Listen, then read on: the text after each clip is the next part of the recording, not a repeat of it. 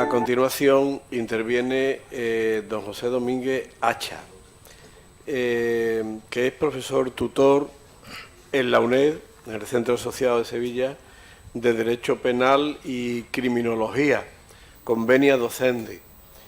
Es licenciado en Derecho por la Universidad de Sevilla, máster en Derecho Constitucional por la Universidad también Hispalense y tiene 2 másteres en Criminalística por la Universidad Autónoma de Barcelona, autor de numerosas publicaciones, director de cursos, seminarios y una persona implicada tanto en el derecho penal como en la criminalística de lleno. Su intervención trata sobre los nuevos desafíos en seguridad desde una perspectiva legal.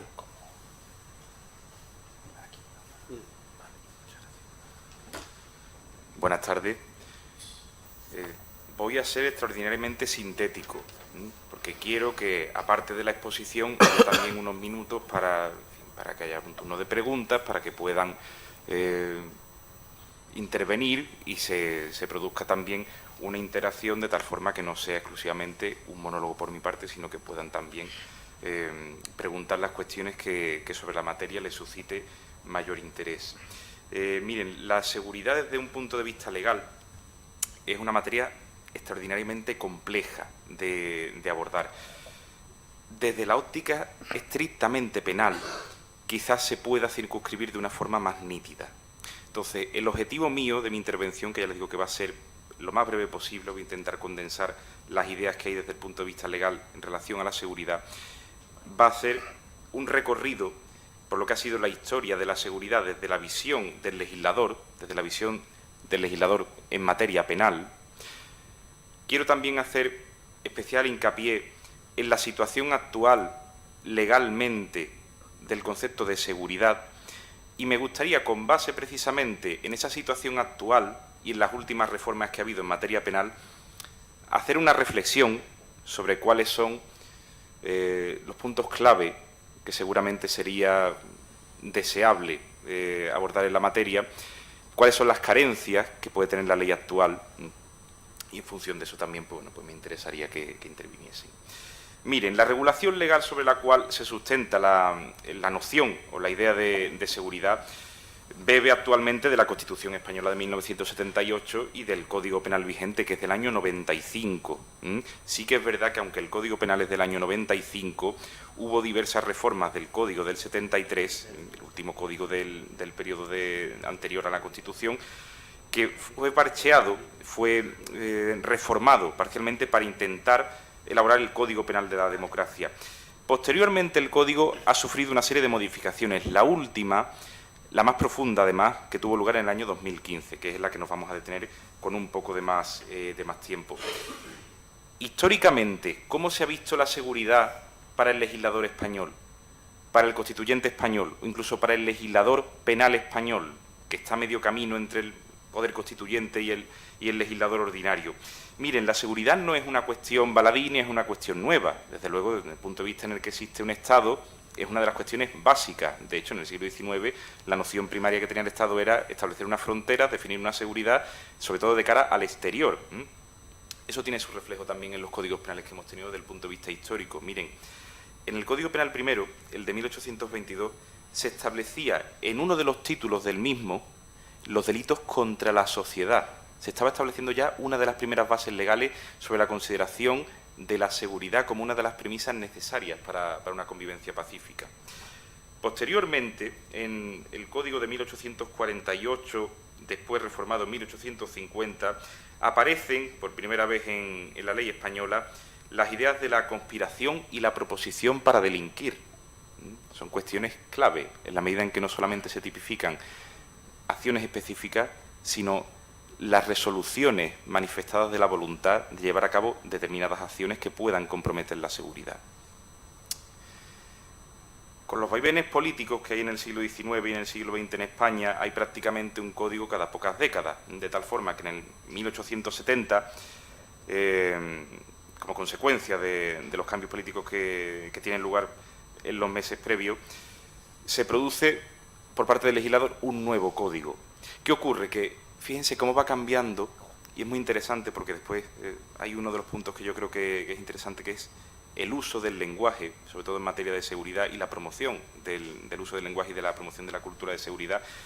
Se cambia la noción de seguridad por la noción de delitos contra la Constitución. Aparecen por primera vez los delitos contra la Constitución. No se está hablando de la sociedad, no se está hablando de un bien jurídico en concreto de carácter individual, sino de un bien más bien etéreo, no vamos a decir ambiguo, pero sí que es verdad que es más una abstracción. Se habla de delitos contra la Constitución. También es verdad que al albur de ese nuevo régimen político que nace con la revolución de los años precedentes.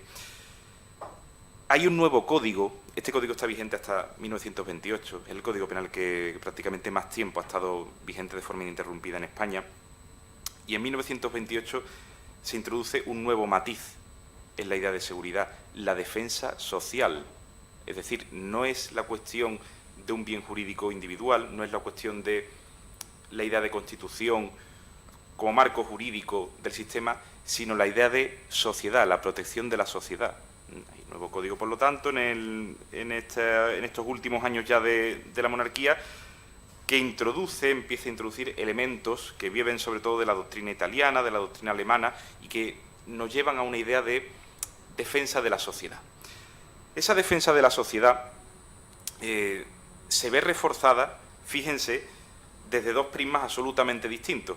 Por un lado, en el Código Penal de la Segunda República, en el de 1932, en el cual, desde una visión ciertamente benévola, intenta reducir el catálogo de agravantes, intenta reducir la duración de las penas, intenta ser un código menos gravoso en relación a los precedentes legales, pero hay también una idea de promover la seguridad a nivel institucional. Y les digo, desde el otro espectro ideológico, desde el otro posicionamiento político totalmente diferente, con la finalización de la Guerra Civil Española, el régimen político resultante promueve también una idea de seguridad tanto interior como exterior. Lo que ocurre es que lo lleva a cabo de una forma radicalmente opuesta, a través sobre todo de la elevación de las penas y de una serie de ideas introducidas legalmente en el Código para promover la seguridad, sobre todo desde la óptica de la sociedad. Llegamos a los años 70, se produce el cambio político en España y hay una aspiración que es la de elaborar un nuevo Código Penal. Este nuevo Código Penal llega en el año 95. Ya les he dicho que se lleva a cabo una labor de modificar parcialmente, no quiero decir parchear, pero bueno, prácticamente lo que se hace, el Código del 73 hasta llegar al Código del 95. ¿Qué es lo que ocurre respecto a la seguridad? Pues miren, que la seguridad en España ha estado bastante matizada en las últimas décadas, prácticamente en toda la segunda mitad del siglo XX, en función de un fenómeno muy concreto, que ha sido el fenómeno del terrorismo. Eso ha motivado, desde luego, unas estructuras de carácter legales bastante sólidas en relación a responder a una seguridad desde un prisma muy concreto. No obstante, sí que es verdad que a raíz de la promulgación del Código de 1995 se observa un fenómeno bastante significativo en el Código, y es paulatinamente una separación de la idea de código en tanto que esquema vertebrador de cuáles son las conductas esenciales para mantener la convivencia. Ya digo, una separación entre esa idea de la codificación y la idea de la seguridad. Se ha ido perdiendo la seguridad como objetivo legal. Las últimas reformas que ha habido en el Código, algunas han sido muy interesantes. En el año 2010 se introduce la responsabilidad penal de las personas jurídicas, a la que se ha hecho alusión en la ponencia anterior. No obstante, es muy llamativo el catálogo de puntos sobre los cuales se ha estructurado la reforma última que ha tenido el Código. Y les digo que es muy interesante porque además pone de manifiesto esa separación, ese divorcio que está existiendo actualmente entre lo estrictamente legal, si nos circunscribimos al ámbito penal, y la idea de seguridad. Fíjense, si vemos cuáles son, voy a decir brevemente porque la verdad es que la reforma ha sido bastante extensa, ha sido 252 artículos, la última que ha tenido el Código Penal, y hombre, no se puede tampoco hacer una relación excesivamente prolija sobre la misma. De todas formas, el régimen de las penas en general se han visto notoriamente modificadas. ¿Qué es lo que ocurre? Que, por ejemplo, se ha instaurado la prisión permanente revisable. Pues no se puede hablar de cadena perpetua, pero sí que es verdad que hay una agravación general de las penas. Además, se ha modificado el régimen de suspensión y de sustitución de las mismas. La libertad condicional, tal y como estaba entendida anteriormente, pasa a ser ahora una modalidad de suspensión de la ejecución del resto de la pena. Asimismo también, y en este sentido yo creo que es bastante acertada la reforma que hubo en 2015 del Código, se intenta llevar a cabo una equiparación entre los antecedentes penales españoles y los antecedentes penales a nivel comunitario. Es muy interesante intentar crear vías de comunicación desde el punto de vista legal entre el ámbito puramente español y el ámbito comunitario, puesto que en el mundo en el que nos desenvolvemos hoy es necesaria la colaboración entre todos los actores que intervienen. Se suprimen las faltas que seguramente han oído hablar de ellas, como han desaparecido, ahora se convierten en delitos de carácter leve. ¿Qué es lo que ocurre? Que el legislador cambia la denominación, aunque sin embargo mantiene la estructura, mantiene la misma idea en cuanto a la resolución procesal de las mismas. Se produce igualmente una amplia reforma del decomiso, eliminando la dualidad existente antes entre el decomiso según fuera un delito contra la salud pública o un delito de otra naturaleza.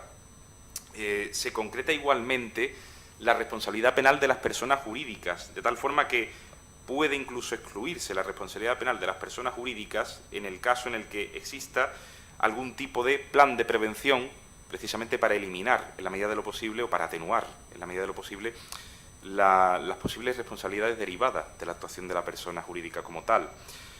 Fíjense, el legislador le presta atención, por ejemplo, a retocar algunos aspectos dentro del ámbito de la violencia doméstica, de la violencia de género, de tal forma que se impone la medida de libertad vigilada en todos los delitos contra la vida, en los delitos también de malos tratos, de lesiones, cuando se trate de víctimas de violencia de género. Existe o se produce de forma muy significativa una elevación general de las penas, tanto por asesinato como por homicidio, dando lugar, en algunos de los casos, a la prisión permanente revisable, que, bueno, a efectos prácticos no es equiparable, pero es muy próxima, o está bastante próxima, a la idea de cadena perpetua. Delitos contra la libertad sexual, contra la intimidad, hay nuevas formas delictivas, hay nuevas formas de propagación delictiva o de realidad delictiva a través de medios telemáticos, de medios informáticos que tienen su reflejo también en el Código. Se produce igualmente una agravación de las penas por hurto, por robo y por estafa, que eso se lo digo, que a efectos prácticos son los delitos arquetípicos que se producen en España. Igualmente se produce una delimitación, una demarcación bastante diferenciada entre los delitos de administración desleal y de apropiación indebida. Asimismo, respecto a los delitos de insolvencias punibles y de frustración en la ejecución. Hay una agravación de las penas para la protección de la propiedad intelectual, de la propiedad industrial también. Hay una pena mayor también ahora para la corrupción en los negocios y en relación también con la administración pública. Y fíjense, el único aspecto en el cual el legislador tiene interés o demuestra interés a la hora de elaborar la ley en concretar algunos aspectos, algunos detalles en relación a los atentados, al concepto de atentado, extendiendo el concepto de atentado contra todo funcionario que englobe al personal de sanidad y de educación. Extiende también la protección, por ejemplo, en el caso en el que exista una catástrofe, una calamidad pública, al personal de rescate y a los particulares que auxilien a la Fuerza y Cuerpo de Seguridad del Estado o al personal dependiente del Estado que participe. Crea un nuevo delito, que es el de la difusión de los mensajes a incitar al odio, a la alteración del orden público. Y bueno, hay una agravación también de los delitos de carácter medioambiental y de incendio, y una especificación legal, a través de la transposición de una sentencia del Tribunal Constitucional, de las conductas relativas a los delitos de incitación al odio y a la violencia. Miren, ¿qué situación tenemos? Esa. Es decir, tenemos un legislador que en general está en las últimas décadas.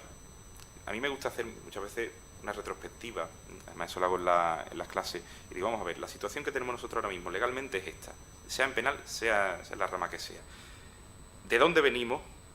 qué es lo que tenemos ahora mismo y qué perspectivas podemos tener en función de la ley que tenemos.